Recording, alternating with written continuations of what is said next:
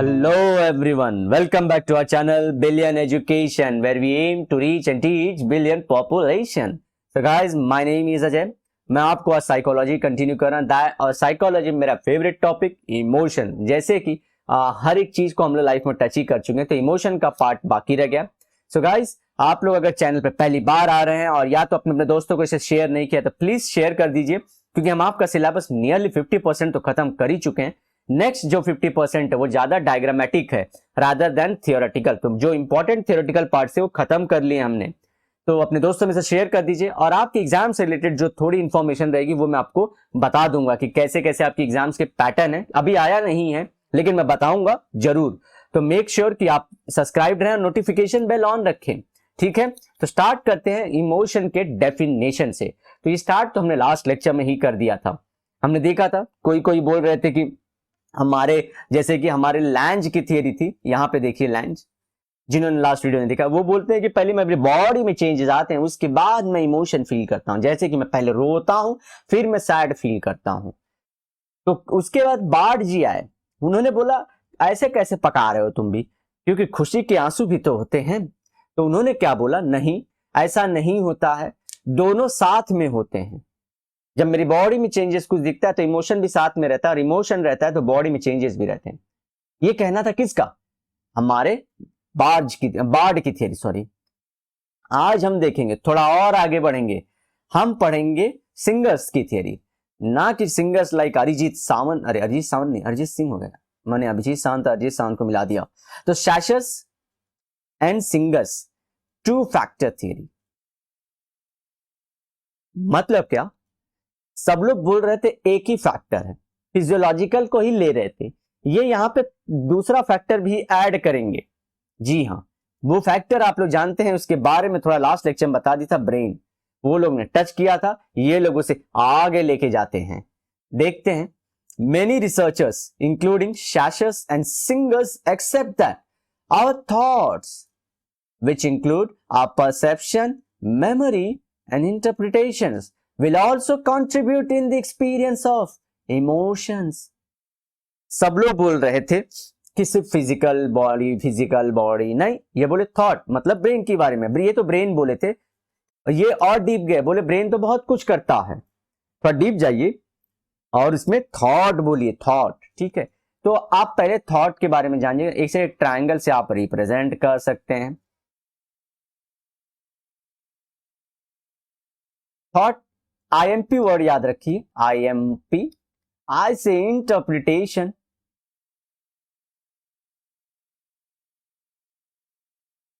M से memory, और P से आपका परसेप्शन।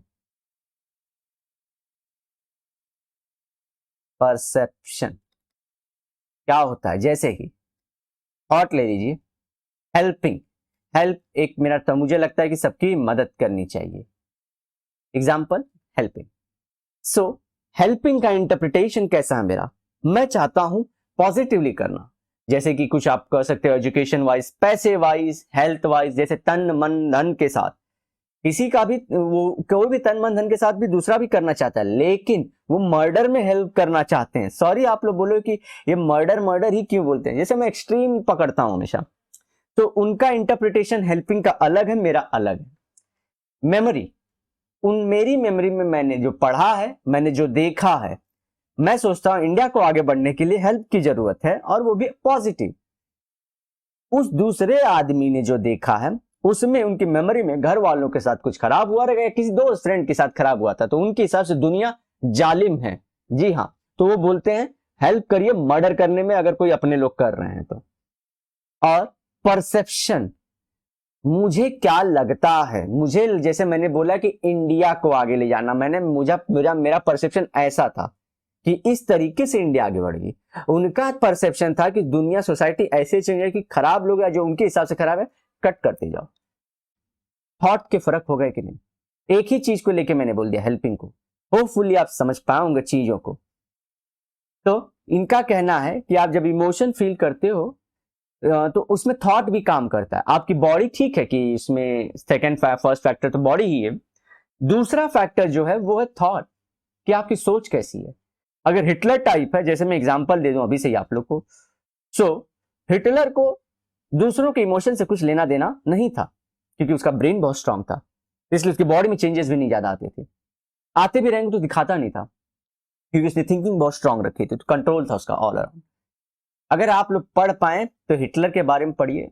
सोसाइटी बहुत बेकार बता रही है, सो बेकार था वो, लेकिन पर्सनल लेवल पे ही वॉज वेरी डिसिप्लिन।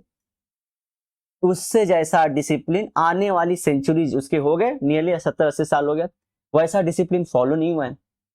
वो बातें भी बहुत सुन, मैं तो उसका फैन नहीं हूं, लेकिन सो कॉल्ड उसके डिसिप्लिन और वो सब चीजों का फैन बॉय हूं मैं, कि कैसे वो मेंटेन कर पाता था हर एक चीज को। उसके कॉजेज गलत है, जैसे मैंने अभी हेल्पिंग का एग्जांपल लिया था वही चीज, लेकिन बहुत बहुत बहुत बहुत बहुत खतरनाक इंसान था। आप लोग को मालूम है, भटकना नहीं है, आपको सीखना है जिंदगी में ना, तो निगेटिव पॉजिटिव सब सीखते चलो। तो उसमें क्या रहता है, हिटलर को निगेटिव हमारे, अच्छा आप लोग जानते हो कि नहीं, किसी चीज को मुझे खराब बताना, सिर्फ उसको एक वर्ड यूज कर दूं, खराब है ये, उसको लेबल लगा दूं, जैसे कि वो पसंद नहीं आना चाहिए, कड़वा बहुत लोग को पसंद नहीं बचपन से ही।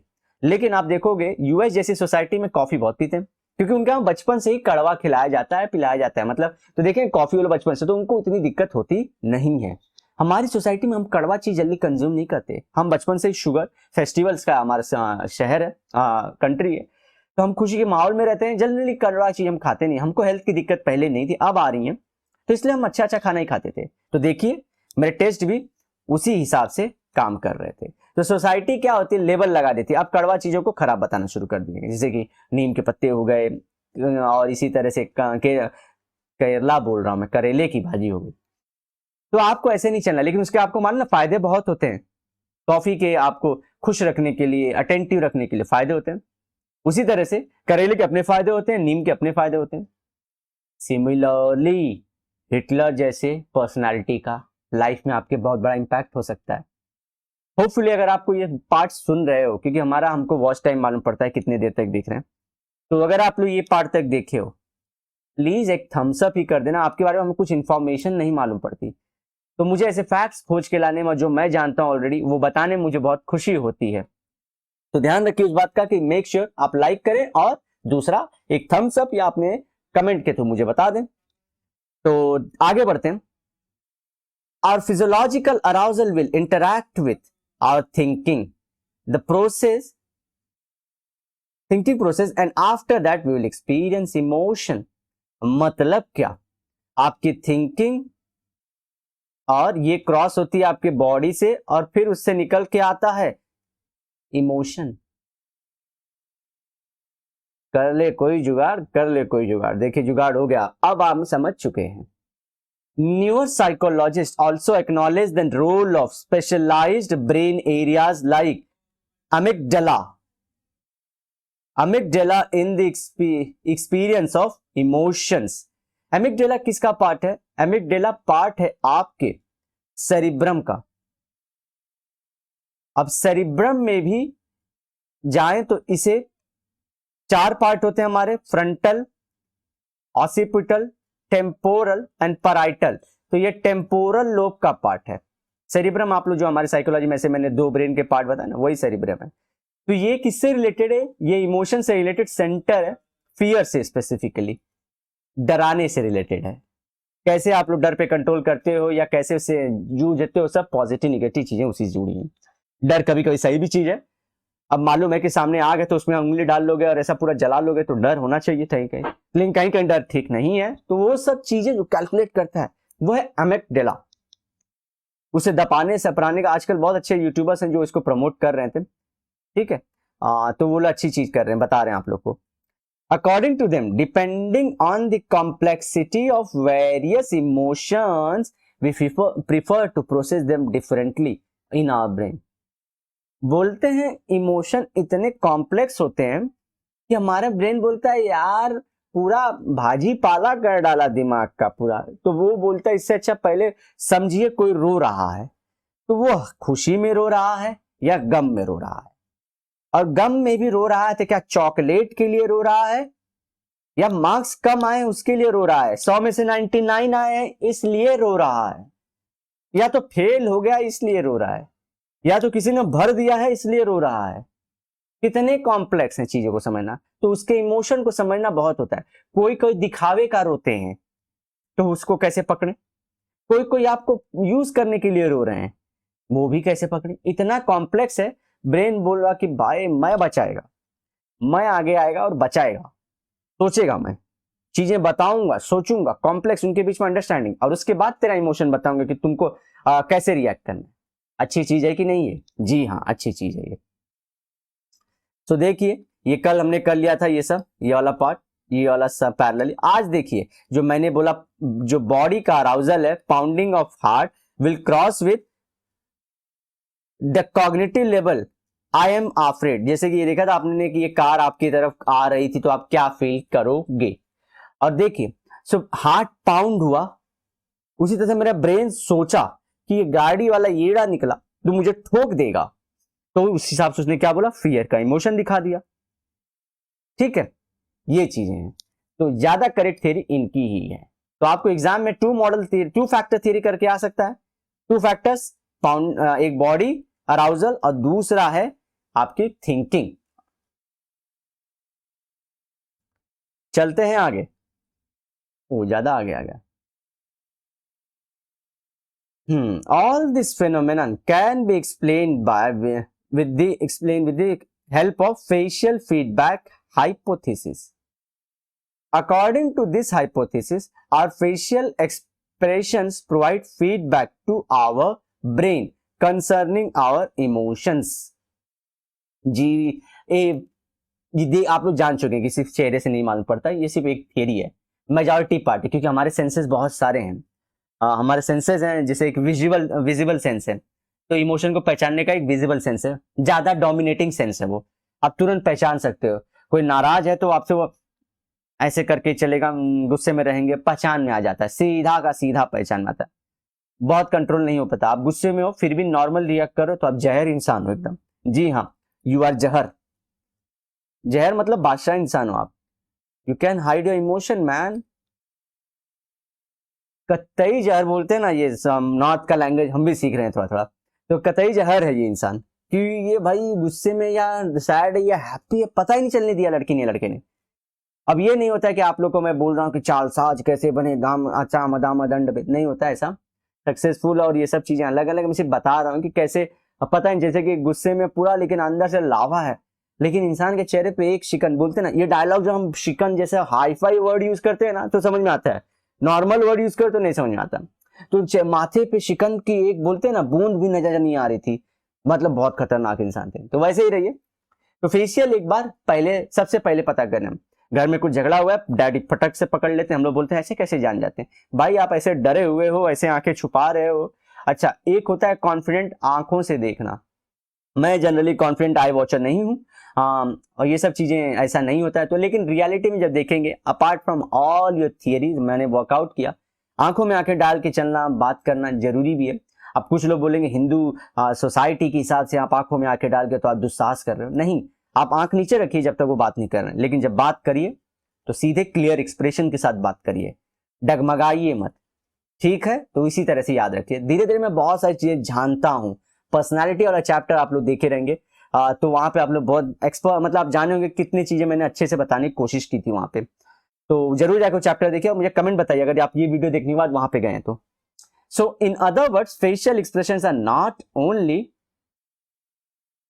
not only the result of our emotions but are also capable of influencing our emotions। देखे, बोल रहा था ना कि कोई रो रहा है तो क्यों रो रहा है वो पता करने मुझे तुरंत गला देगा। अगर कोई मुझे पसंद नहीं है कि किसी को सैड देखूं, तो रोते को तुरंत देख के मेरे इमोशन डगमगा जाएंगे, फेशियल एक्सप्रेशन देख के कि कैसे हुआ। तो smiling more frequently over period of time can in fact make you happier. लिख लीजिए इसे, लिख लीजिए। इसी नोट पे खत्म करता हूं वीडियो को। एनालाइज करिए इस बात को। रिवर्स हो रहा है, रिवर्स रिवर्स रिवर्स रिवर्स। आपकी बॉडी से चेंजेस आ रहे हैं आपके थॉट में और इमोशन में।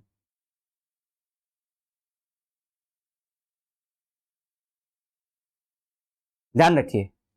अगर आप बहुत सैड हमेशा दुनिया को क्रिटिकली एनालाइज कर रहे हैं तो सैड ही रहोगे अंदर, समझिए। हंसते रहिए, जरूरी नहीं हमेशा हंसते रहिए पागलों जैसा भी, खुश रहिए खुश रहिए और हमेशा पॉजिटिव माइंडसेट मेंटेन करेंगे तो आप हैप्पी रहेंगे, और हैप्पी करते वक्त आप ज्यादा काम कर पाते हो।